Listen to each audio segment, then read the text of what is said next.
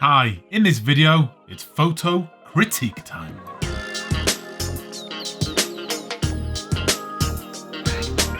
Hi, I'm Adam, and welcome to First Man Photography, the channel that will help you take your photography to the next level.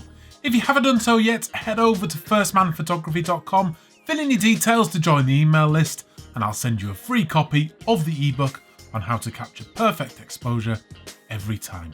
Okay, let's get into this. So in my last video where I thanked you all for helping me get to 10,000 subscribers, a few of you in the comments mentioned that you're really enjoying the photo critiques and that you want me to do more. So I'm going to continue to do them, keep sending your images in, and as long as you are doing that, I'll continue to give you some of the constructive feedback that I've done so far. So let's get straight into the computer and we're going to take a look at the images by a photographer called Danny Spring. Okay, so Danny contacted me asking me to look at his images. He didn't give me too much information about himself, but this is the first image and it's called A Stunning Spittal Sunrise. After waking up at 5 a.m, I decided to head down to the beach for sunrise and I wasn't disappointed. And Danny's right, look at the view count there, always a good sign that it's a decent image. And he's using a Canon EOS 70D with the 11 to 16 millimeter. I think that is the Tachinga lens, and that's a great image. I really, really like that image. There's not really too much I can criticize there. I just really like it. What I like about it is the first thing that grabs you is the different colors and a sort of gloriously captured sunset. These are the sort of sunsets I love where the color in the cloud is just coming right over your head in the image, and that's what's happening here. And Danny's sort of composed this nicely so that cloud is kind of leading you in from the top of the screen into where the sun kind of is. Is it set already or has it gone behind these clouds? Either way, it doesn't matter, but it looks great. All of that detail around the area is really nice, and that's where your vision is sort of led into. You've got the reflections off the wet sand here as well, which I really like. And you've got some lines in the sand as well that sort of drag you into this central area. So just overall, a really nice image. The only one tiny thing that I'd pick up on is I don't particularly like this really big watermark. If you want to use a watermark, that's completely up to you. I don't think it's necessary. If people want to steal their image, they can steal it and sort of clone out your watermark, whatever they're going to do. If someone wants to steal your work, they will steal it, watermark or not. For me, that's just a little bit too big. If you really want to put it on there, just make it a little bit smaller, a bit more subtle, and it won't detract from the image as it does here a little bit. So let's move on to the next one, as that is the only thing to say about that one. And here we have a River Tweed sunset, taken from the banks of the River Tweed in Berwick. And we're with the 70D 11 to 16 again.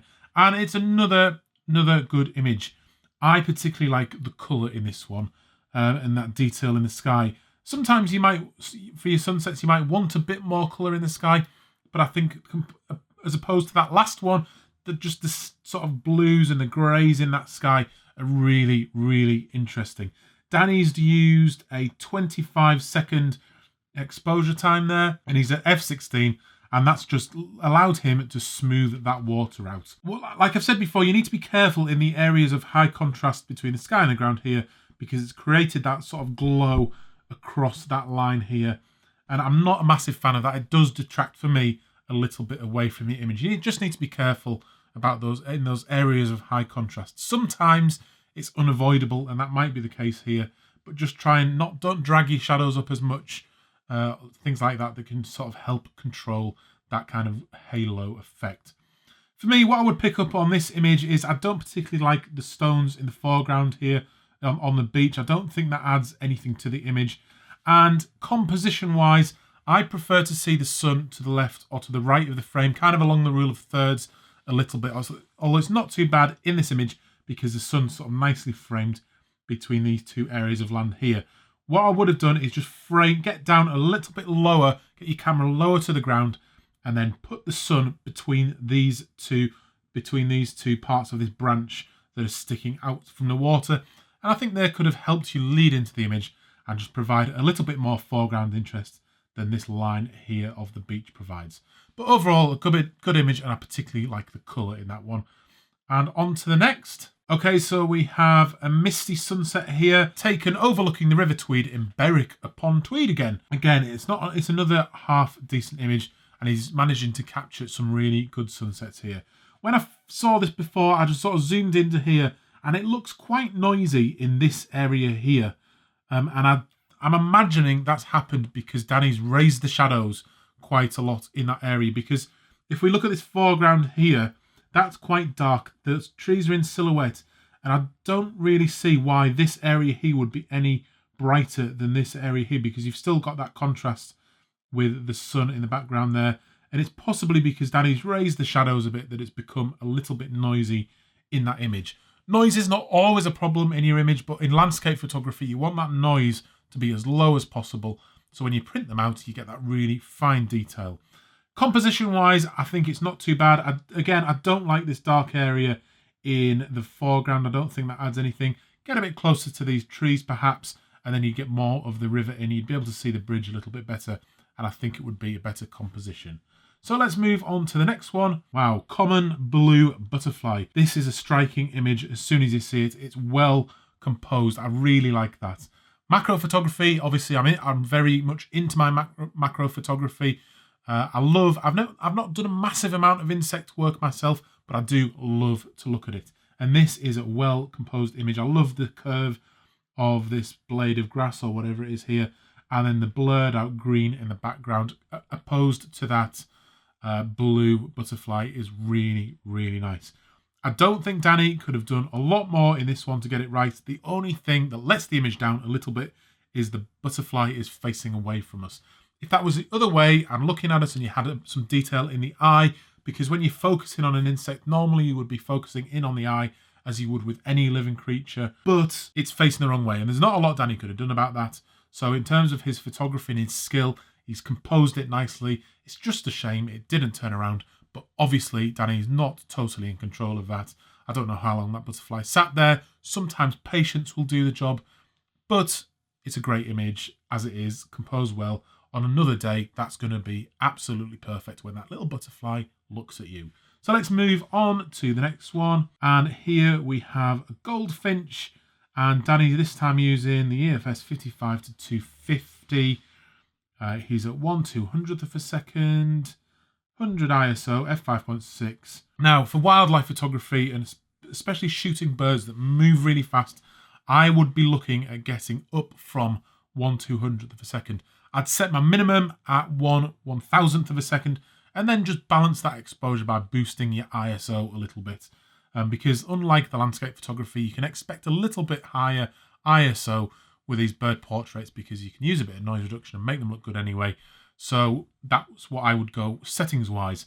In terms of the bird, it's clearly a nice bird, isn't it? He's a little bit far away. These images are improved so much just by getting closer if you can do that. Again, Danny might not have had that opportunity here, but wildlife photography and bird photography, the closer you can possibly get, the better the image will be, which is why being patient, sitting in a hide, that type of thing, will really yield the best images. Also, as well, in terms of composition, the best wildlife and bird shots are done with where you can get a clean background. I'm not a fan of seeing them sort of sat in trees like this with lots of twigs and detail in the backdrop. You want the smoothest, cleanest backdrop you can possibly get.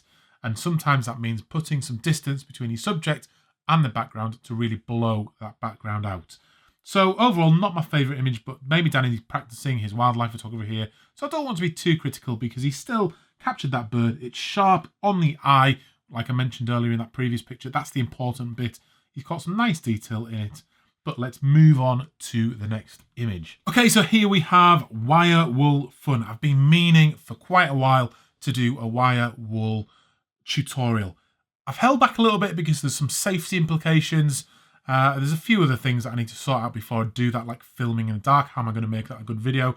If you want to see me make a wire wool photography tutorial, please let me know down in the comments below and it'll give me a bit of a boost to go out and do that. So back to Danny's image. It's a nice image. I like this one. Having that sort of internal, doing it in some sort of tunnel or something, a shaft, whatever this is, gives the glow of the sphere around him, and then you get it bouncing off the walls in that square shape. and it's a really nice image. What I particularly like with my Y-Wall photography is when you get these streaks bouncing towards the camera, which is what we've got here. So I really like the image. Well lit, good colour, all round, very nice. If I was going to be very, very, very critical, what I would say is in terms of where you've positioned the camera in the shaft, for me with this one, it needs to be square on to get the camera right in the middle of the shaft. And then you're getting the lines like this and this, you want them to be very straight in your image. Nice straight lines opposed to these curves, sparks and sphere here would have taken that image to the next level. You could probably go back into this image, go back into the raw file in Lightroom, use the guided upright tool, and you could straighten that up. And I think that would probably still work. Danny, if you're going to do that, use the guided upright tool. Please let me know so I can look at the image again and we'll see what you think. Okay, let's move on to the next one.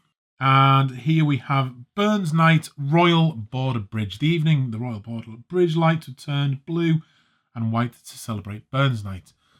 So, yeah, I see what Danny's trying to do. He's in some sort of castle or brick building here on the river, looking at the bridge through the little porthole here, which in the past he probably would have fired arrows through.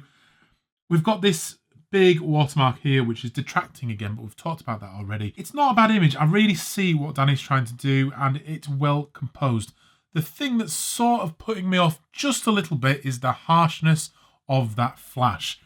It doesn't, flash is off, did not fire, but it does look like there's some artificial light there. It looks like direct flash because it's very harsh, bright, and for me, that's detracting from the image as well. You could probably solve this just by going back into Lightroom and just warming up the temperature a little bit. If that light was a little bit more yellow or had a bit more warmth to it, I think that image would look a lot better. That's just my feeling on that one. Give it a try. Let me know. But that is my feelings about that one. Let's move on to the next. Okay, stunning coastal sunrise. Yes, it is. That's a great image. Nice little use of a 20-second long exposure to smooth the water out, put the movement in the clouds there, and he's got that sun just coming down. Oh, sorry, just coming up for sunrise. I would have liked to have seen it go a little bit closer in onto these poles here, just on the composition wise, and just cut off a little bit of the rocks here, although I do like the light on the rocks here. I'd like to see the sun sort of over to the left or over to the right on that rule of thirds, and I just think that makes for a bit more of a rounded landscape sort of sunrise shot like this. But still, good image, well crafted. You've obviously gone to the effort to get there in the morning as well, so I like the image. Let's move on to the next one. See, and there we are. It's the same scene. It's a sunrise again. The sun doesn't look like it's up there, but yeah, you've got into these a little bit more, got a bit closer, and for me that works a little bit better. I probably would have shifted just a little, the composition just a bit over to the right to get these leading you into the middle of the scene, because I don't think this bit of land here is adding anything. You've got the detail in the cloud here, which has sort of been cut off. So shifting your composition to the right just a little bit, I think would have improved that shot. Again, got the watermark there, but I prefer that image to the last one, and I'd be really happy with that. It's 6-second long exposure again. f2.8, you could probably boost it up a little bit, get a slightly longer exposure, and you're going to get a sharper image across the frame if you go for something like f8. But a good image anyway. Let's move on to the next one, and we're on to our last image. And this is a River Tweed sunset. So there's nothing particularly wrong with this. I just think composition-wise, bridges like this are actually quite difficult to shoot and get a good composition on them because the expanse of them, the arches, it's difficult to get the composition right. And this just doesn't quite work for me, although the sunset does look good. So there's good colour in it. Nice use of a 6-second long exposure to smooth that water out. Just be careful again of this sort of dead area in the foreground, which doesn't seem to have much detail on it. But it is what it is. They're difficult to shoot. I think the way to shoot these sort of viaduct type bridges is to get above them actually. Get up as high as you can, shoot down on them, and it just gives a better perspective of the size and scale of the things than it does if you're sort of shooting underneath them like Danny is here. But I really enjoyed looking at Danny's work as a whole there. It's a great gallery of 10 images, and he's really doing some good work there. great effort getting up at sunrise, being there for sunset, and I think there's some excellent work there from Danny. He's definitely on the right track, and I'm going to give Danny a follow, and I hope you do too. Okay, so I hope you enjoyed that. Let me know what you think in the comments down below, and any constructive criticism that you have for Danny, please let him know. Head over to the website and look for the photo critique button if you would like me to take a look at your images, and subscribe to the channel if you haven't already for videos on a Wednesday and a Sunday. Coming up this Sunday, I will have a review of the Sony RX100 Mark V, so please look out for that, and I'll see you on another video very soon. I'm Adam, this is First Man Photography, out.